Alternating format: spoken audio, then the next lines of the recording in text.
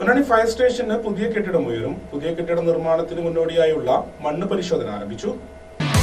Shopping weddings, the bridal legacy.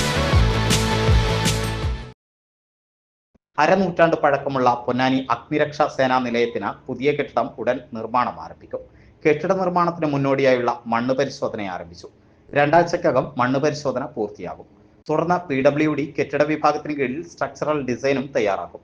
കെട്ടിട നിർമ്മാണത്തിന് ബജറ്റിൽ നേരത്തെ 2.5 കോടി രൂപ അനുവദിച്ചിരുന്നു. ഇതിൽ ആദ്യഘട്ട പ്രവർത്തനമെന്നോണം ഈ സാമ്പത്തിക വർഷത്തിൽ 50 ലക്ഷം രൂപ ചെലവഴിച്ചുള്ള പ്രാരംഭ പ്രവർത്തനങ്ങൾ നടക്കും. പദ്ധതിക്ക് സാങ്കേതികാനുമതി ലഭ്യമാവുകയും ടെൻഡർ നടപടികൾ പൂർത്തീകരിക്കുകയും ചെയ്തു. കെട്ടിടത്തിന്റെ തെക്ക് ഭാഗത്തെ കെട്ടിടം പൊളിച്ചുമാറ്റി ഇവിടെയാണ് പുതിയ കെട്ടിടം നിർമ്മിക്കുക.